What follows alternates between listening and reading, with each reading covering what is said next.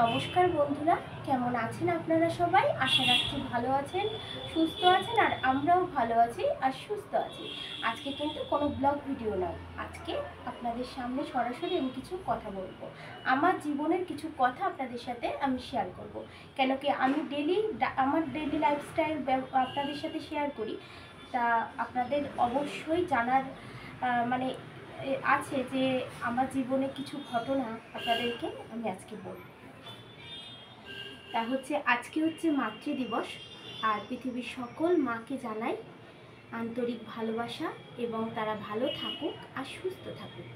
যেহেতু আমার মা বাবা কেউই জীবিত নেই এখন এখন আমার দুই মেয়েকে নিয়েই আমার সব কিছু। আর মায়ের জন্য ভীষণ কষ্ট লাগে, বাবাকে তো অনেক ছোটোবেলায় হারিয়েছি।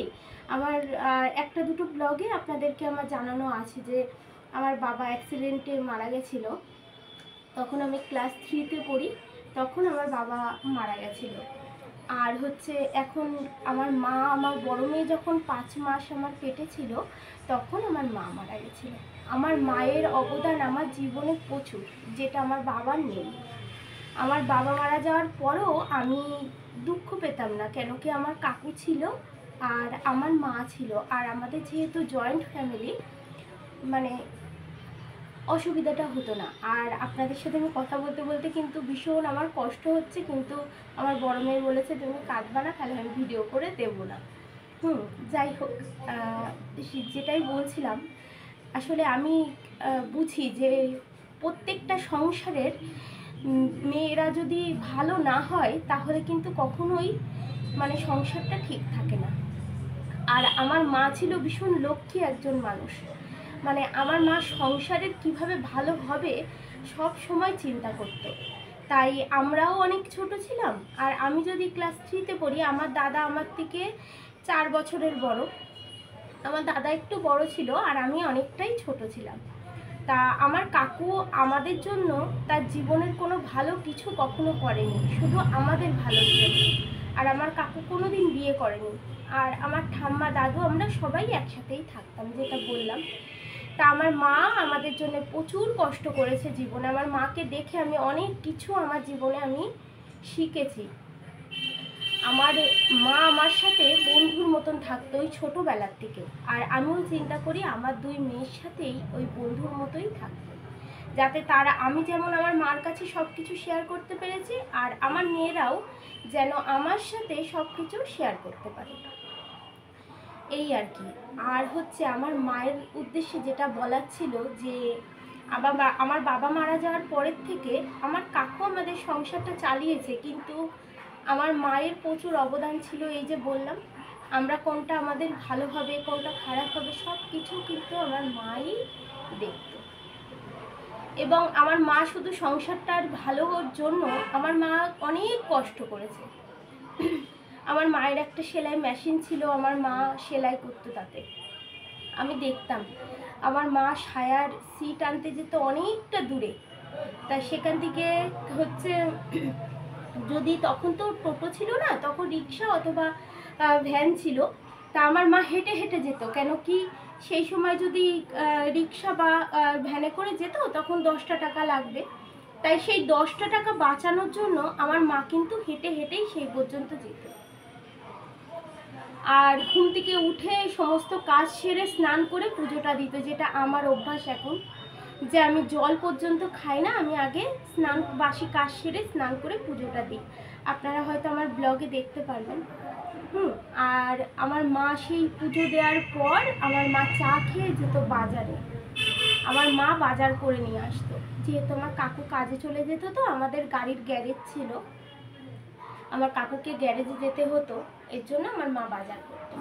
তা আমার মা আমাকে বলতো যে জানিস তো, তোর বাবা বেঁচে থাকতে আমাকে বলতো যে আমি মরে গেলে তুমি সব খাওয়ার কষ্ট পাবা।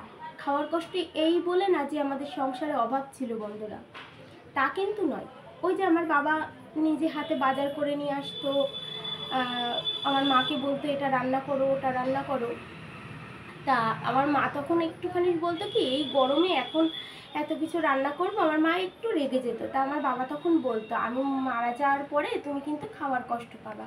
তা আমার মা আমাদেরকে বলতো, জানিস তো মা, না আমি কিন্তু এখন খাওয়ার কষ্টটা পাই, কেন কি তোর বাবা তো এখন হাতে করে বাজার করে না, এই জন্য। তাই সংসারে দুটো টাকা বাঁচানোর জন্য আমার মা কিন্তু প্রাণপণে চেষ্টা করতো যে আমাদের কিভাবে ভালো রাখবে।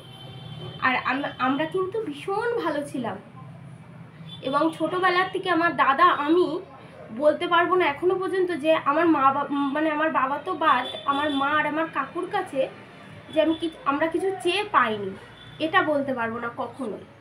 তারপর বন্ধুরা, আমার মা আমাকে নাচ শিখিয়েছে, গান শিখিয়েছে, আঁকা শিখিয়েছে, সমস্ত কিছু আমার মায়ের জন্যেই কিন্তু আমি শিখতে পেরেছি।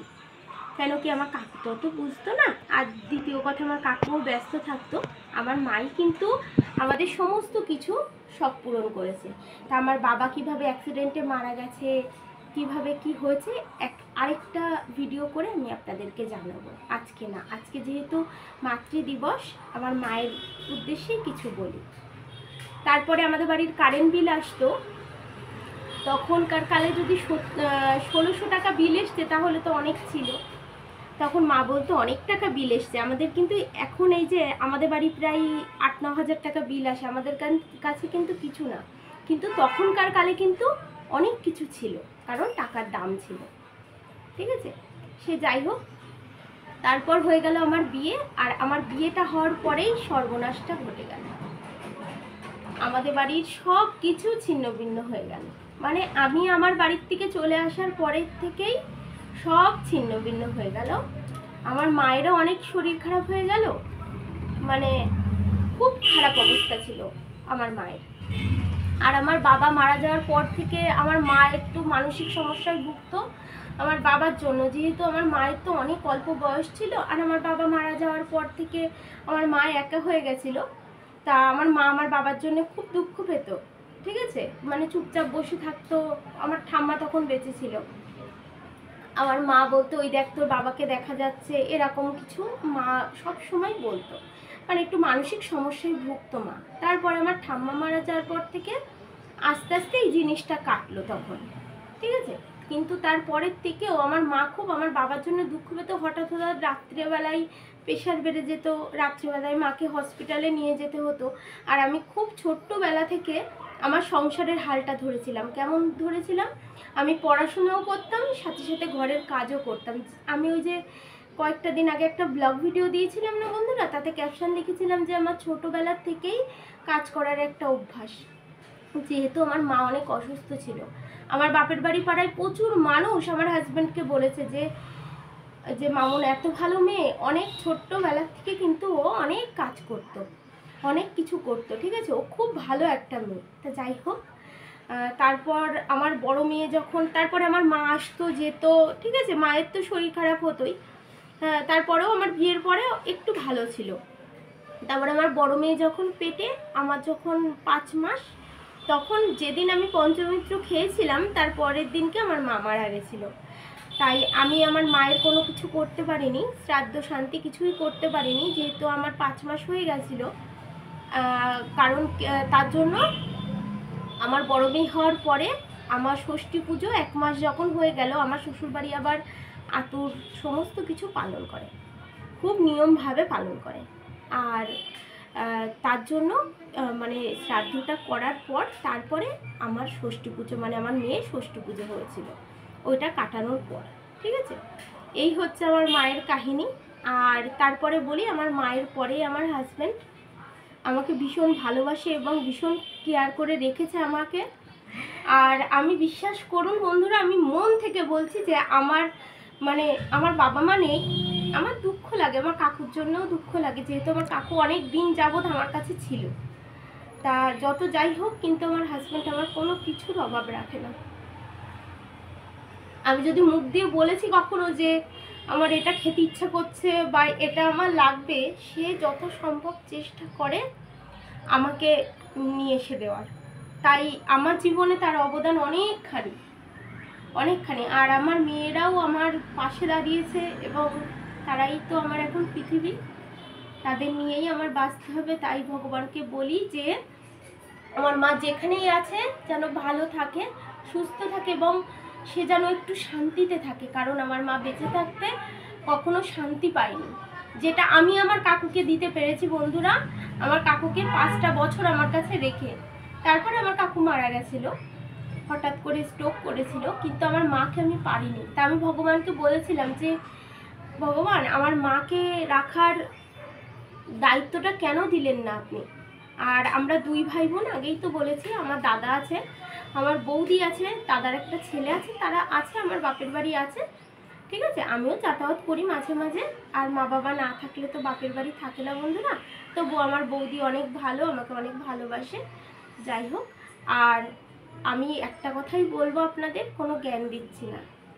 যাদের বাবা মা এখনো পর্যন্ত জীবিত আছে তারা কদর করতে বোঝেন, তাদেরকে ভালো রাখেন, ভালোবাসেন, কারণ বাবা মা হারিয়ে যাওয়ার যন্ত্রণা যাদের একমাত্র নেই তারাই জানে যে বাবা মা না থাকলে কতটা কষ্ট। তাই সবাইকে হাত জোর করে একটা কথাই বলবো, যাদের বাবা মা আছে তারা তাদের কাছে এনে রাখুন, তাদের জীবনের শেষ দিন পর্যন্ত ভালো রাখুন। তাহলে বন্ধুরা আজকের মতো এই পর্যন্তই, আবার দেখা হচ্ছে ব্লগ ভিডিওতে। ততক্ষণের জন্য আপনারা ভালো থাকবেন, সুস্থ থাকবেন আর আনন্দে থাকবেন। আর আজকের মতো বাই বাই।